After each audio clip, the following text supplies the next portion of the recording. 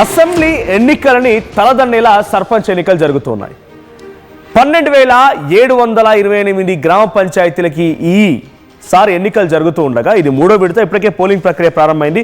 So మీ అందరి కోసం ఒక బిగ్గెస్ట్ బ్రేకింగ్ న్యూస్ తీసుకొచ్చాను. ఏంటంటే మొత్తంగా రాష్ట్ర వ్యాప్తంగా కేవలం సర్పంచ్ ఎన్నికల కోసం 6,000 కోట్ల రూపాయలు ఖర్చు అయిందంట. 6,000 కోట్లు. ఇక్కడ ఇదే అంశం పైన ఇంకో విషయం గుర్తు చేయాలి మీకు. కేంద్ర ప్రభుత్వ నిధులతోనే గ్రామ పంచాయతీలు నడుస్తూ ఉంటాయి, అందరికి తెలిసిన విషయమే. దాంట్లో కేంద్ర ప్రభుత్వం ఇప్పుడు నిధులు వెనక్కి వెళ్ళిపోతాయి, అందుకే వెంటనే మేము ఎన్నికలు పెడుతున్నామని చెప్పి కాంగ్రెస్ పార్టీ ప్రభుత్వం ఎన్నికలు పెట్టింది కదా. 8,000 కోట్లు తెలుసా? 3,500 కోట్ల రూపాయలు కేంద్ర ప్రభుత్వ నిధులు రెడీగా ఉన్నాయి గ్రామ పంచాయతీ ఇవ్వడానికి. కానీ ఎంత ఖర్చు అయింది? 6,000 కోట్లు. అంటే రెట్టింపుగా కేంద్ర ప్రభుత్వం ఇచ్చేటువంటి నిధుల కంటే డబుల్గా సర్పంచ్ అభ్యర్థులకు ఖర్చు పెట్టారు. ఒక్కో గ్రామ పంచాయతీలో యావరేజ్గా ఆన్ అండ్ యావరేజ్ ఈ గ్రామ పంచాయతీ మొత్తంలో ఒక్కో గ్రామ పంచాయతీలో 60 లక్షల రూపాయలు ఖర్చు అయిందంట. 60 లక్షల రూపాయలు. ఏకంగా హైదరాబాద్ శివార్లోని శంకర్పల్లి మండలానికి సంబంధించిన గ్రామ పంచాయతీలో అత్యధికంగా 17 కోట్ల రూపాయలు ఒక్క అభ్యర్థే 17 కోట్ల రూపాయలు ఖర్చు పెట్టాడంట. ఒక్క ఓటుకి 1,50,000 రూపాయలు వచ్చాయి. ఒక్క ఓటుకి 1,50,000 రూపాయలు. అంటే అక్కడ ఓటర్లు నిజంగా వాళ్ళు ముట్టింది బంగారం అయింది.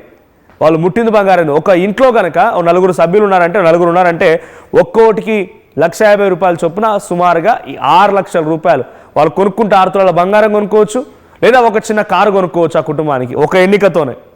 ఇంకా ఎంపీటీ జెడ్పీటీసీ ఎన్నికలు అప్పుడు ఎలా ఉంటుందో తెలియదు. కానీ ఒక్క ఓటుకి 1,50,000 రూపాయలు వచ్చాయంట. సో ఇంట్రెస్టింగ్గా ఏం జరిగిందనంటే హైదరాబాద్ శివార్లోని శంకర్పల్లిలో ఓ గ్రామ పంచాయతీకి సంబంధించినటువంటి అభ్యర్థులు ముందుగా ఒక అభ్యర్థి ఏం చేశాడంటే సాయంత్రానికల్లా 40,000 ఇచ్చాడంట ఒక అభ్యర్థి, మాకు ఓటు వేయండి అని చెప్పి. ఆ తర్వాత ఆ అభ్యర్థి 40,000 ఇచ్చాడుగా, మరి నాకు ఓటు రావాలని చెప్పి ఇంకో అభ్యర్థి 50,000 ఇచ్చాడంట. కొంత రాత్రి అయిపోయి చీకటి పడగానే మళ్ళీ ఇంకో అభ్యర్థి మూడో అభ్యర్థి వచ్చి 55,000 ఇచ్చాడంట. అంటే 55,000, 40,000, 50,000 ఇవన్నీ ఒక్క ఓటర్కి 1,50,000 రూపాయలు వచ్చాయి. ఇలా ఒక్కొక్కరికి 1,50,000 రూపాయలతోనే ఆ నియోజకవర్గంలో ఆ గ్రామ పంచాయతీ పరిధిలో సుమారుగా కొన్ని కోట్ల రూపాయలు ఖర్చు అయినాయి. ఇక పటాన్చెరులోని ఇంకో చోట 17 కోట్ల రూపాయలు ఖర్చు చేశాడు సర్పంచ్ అభ్యర్థి. 1000 ఓట్లు లేవు ఆ గ్రామాల్లో. ఇందాక నేను చెప్పినటువంటి 1,50,000 రూపాయలు ఒక్కో ఓటర్కి ఇచ్చినటువంటి గ్రామ పంచాయతీలో కూడా మొత్తం కలిపితే 1000 ఓట్లు లేవు. ఆ గ్రామ పంచాయతీలో 1,50,000 రూపాయలు ఇచ్చారంటే అర్థం చేసుకోండి ఒక్క ఓటుకి. పటాన్చెరులో కూడా 17 కోట్ల రూపాయల ఖర్చు అయింది. గ్రామాల్లో 1000 ఓట్లు కూడా లేవు. ఒక్కొక్కరికి యావరేజ్గా 10,000, 20,000 రూపాయల చొప్పున పంచుకుంటూ వచ్చారంట. మందులు, గిఫ్ట్లు, చీరలు. ఉంగరం గుర్తు వచ్చిన ఆయన వెండి ఉంగరాలు ఇచ్చాడంట, బంగారు ఉంగరాలు ఇచ్చాడంట. ఇలా హైదరాబాద్ శివారు ప్రాంతాల్లో అటు పటాన్చెరు, శంకర్పల్లి, సంగారెడ్డి, ఇటువైపు రంగారెడ్డి జిల్లాలోని పలు ప్రాంతాల్లో కూడా హైదరాబాద్ శివార్లు, మున్సిపాలిటీలు, కార్పొరేషన్కి సమీపంగా ఉన్నటువంటి దాంట్లో ఎక్కువగా ఆదాయం వస్తుంది. అటు ఇండస్ట్రీస్ ఉన్నాయి, వెంచర్లు వేస్తారు, రియల్ ఎస్టేట్ నుంచి వ్యాపారం జరుగుతుంది. ఏదో రకంగా వీళ్ళంతా కూడా డబ్బుల్ని కూడబెట్టుకొని వచ్చి ఇక్కడ ఇన్వెస్ట్ చేసి సర్పంచులుగా పోటీ చేసి అడ్డగోలు డబ్బులు కుమరిచ్చారు. అడ్డగోలుగా ఒక వ్యక్తి 70 లక్షలు హైదరాబాద్ శివార్లోని గ్రామ పంచాయతీలో 70 లక్షల రూపాయలు విలువ చేసేటువంటి భూమిని 30 లక్షలకు అమ్ముకొని 30 లక్షల మొత్తం కూడా గ్రామ పంచాయతీ మీద ఖర్చు పెట్టాడంట. 70 లక్షల రూపాయలు విలువ చేసే భూమిని సగం ధరకి అమ్ముకొని అది మొత్తం డబ్బులు తీసుకొచ్చి ఇక్కడే పెట్టేసిండు. ఇంకో దగ్గర 4 ఎకరాల భూమి అమ్ముకున్నాడంట సదరు సర్పంచ్ అభ్యర్థి. ఆఖరికి వస్తే ఓటమి పాలండి. ఇప్పుడు ఏమైపోయింది? అప్పుల పాలైపోయాడు. ఇంకో చోట భూమిని తనఖా పెట్టి, ఎందుకంటే గ్రామ పంచాయతీలకు సంబంధించిన పేర్లు ఎక్కడ ఏంటి అనేది వివరంగా చెప్తే ఇంకొంత ఇబ్బందే ఉంటుంది. మరి దాన్ని మనం ప్రూవ్ చేయలేము కూడా. ఎవరు కూడా ఓటర్లు డబ్బులు తీసుకున్న వాళ్ళు 1,50,000 రూపాయలు తీసుకున్న వాళ్ళు మేము తీసుకున్నామని చెప్పగలుగుతారా? 1,50,000 రూపాయలు డబ్బులు వచ్చినాయంటే వాళ్ళు ఎక్కడైనా మేము తీసుకున్నామని చెప్పగలుగుతారా? నిరూపించగలుగుతామా?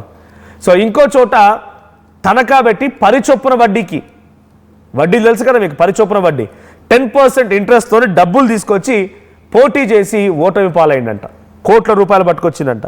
సో కొన్ని జిల్లాలు కూడా ఉన్నాయి.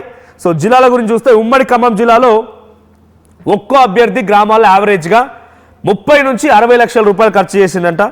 ఓటుకి యావరేజ్గా 2,000 నుంచి 5,000 వరకు ఇచ్చుకుంటూ పోయారు ఉమ్మడి ఖమ్మం జిల్లాలో. ఇక ఉమ్మడి మహబూబ్ నగర్ జిల్లాలో యావరేజ్గా ఒక్కో అభ్యర్థి 10 నుంచి 50 లక్షల వరకు ఖర్చు పెట్టిరంట. అంటే ఆన్ యావరేజ్గా 40 లక్షలు వేసుకున్నా కూడా ఓటుకి 3,000 రూపాయలకు మంచి ఉంగరం గుర్తొచ్చిన వాళ్ళు ఉంగరాలు ఇచ్చిర్రు, బ్యాట్ గుర్తొచ్చిన వాళ్ళు ఇంటింటికి పిల్ల ఆడుకోవడానికి బ్యాట్ ఇచ్చిర్రు, లేడీ పర్స్ వచ్చిన వాళ్ళు ఒక్కొక్కరు పర్స్కి లేడీ పర్స్ గుర్తు కూడా వచ్చింది సార్ సర్పంచ్ అభ్యర్థులకి.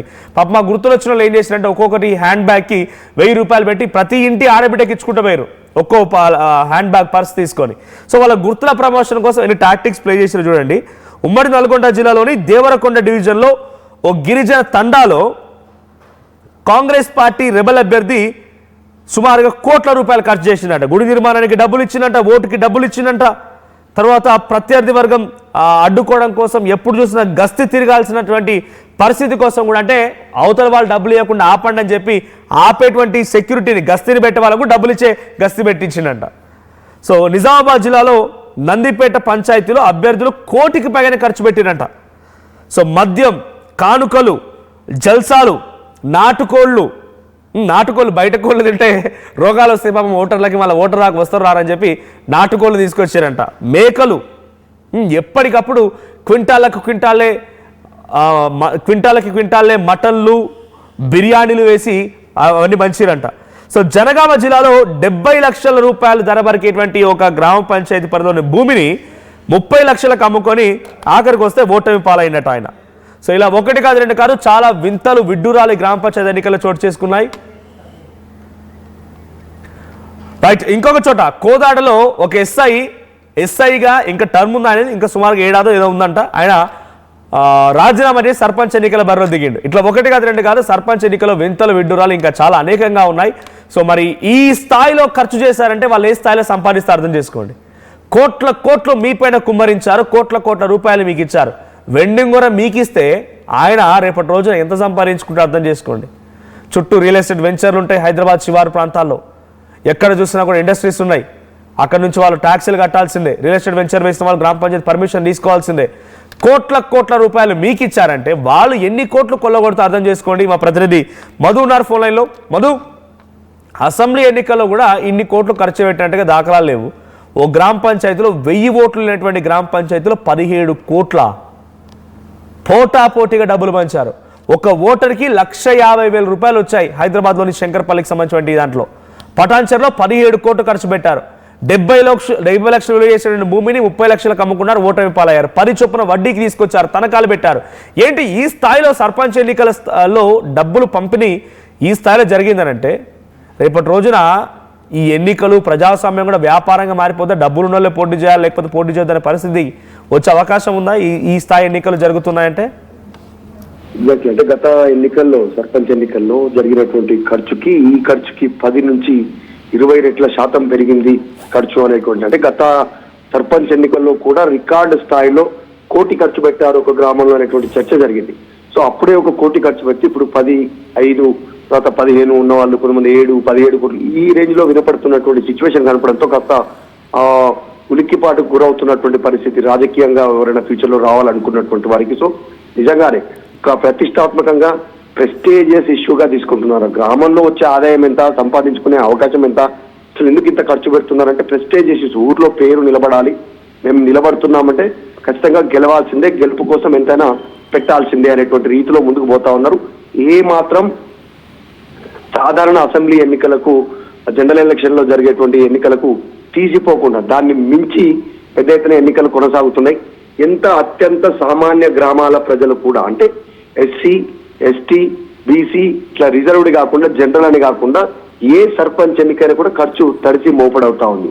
ఉన్న ఆస్తులు అమ్ముకోవడం, ఆస్తులు లేకపోతే అప్పులు తెచ్చుకోవడం, లేకుంటే ఉన్న బంగారం కుదవబెట్టుకోవడము, అది ఆల్రెడీ మంచిగా ఒక 70 లక్షల విలువ వేసే భూములను కూడా 30 లక్షలకే అమ్ముకోవడం ఎన్నికల సందర్భంగా ఇది జరుగుతూ ఉంది. అయినప్పటికీ కూడా అభ్యర్థులు వెనక్కి పోవట్లేదు, మంచి ఖర్చు పెట్టుకుంటున్నారు. గెలవాలనేటువంటి ఒక పోటీ తీవ్రంగా అభ్యర్థి ఇచ్చిన దానికంటే మనం ఇంకా ఖర్చు పెడదాం, ఇంకెక్కువ దిద్దుదాం, ఇంకెక్కువ హామీలు ఇద్దాం, ఈ పరిస్థితి కనిపిస్తుంది. అందులో భాగంగానే మధు ఒక్కసారి మనం పబ్లిక్ కూడా అపీల్ చేద్దాం. మీ గ్రామ పంచాయతీలో మీకు ఓటుకి ఎంత ఇచ్చారు నిర్మోహమాటంగా చెప్పండి. ఎందుకంటే బహిరంగంగానే ఇంత పెద్ద ఖర్చు జరుగుతుందని చూస్తున్నప్పుడు మీకు 2,000 వచ్చాయంటే మీ పేరు మీద ఏడాదికి ఒక 20 లక్షలు సంపాదించిన ఆశ్చర్యపోకండి. ఎందుకంటే ఒకవేళ మీ చుట్టూ కనుక వెంచర్లు ఉంటే, మీ చుట్టూ రియల్ ఎస్టేట్ వ్యాపారాలు కనుక ఉంటే, ఇండస్ట్రీస్ కనుక ఉంటే, ఆ సదరు సర్పంచ్ అభ్యర్థి మీ పైన పెట్టిన 2000 ఇన్వెస్ట్మెంట్తో 20 లక్షలు సంపాదిస్తాడు. అంతకు మించి సంపాదించిన ఆశ్చర్యపోకండి. లేదు ఒక ఏడాదికి యావరేజ్గా చిన్న గ్రామాలైనా కూడా 20,000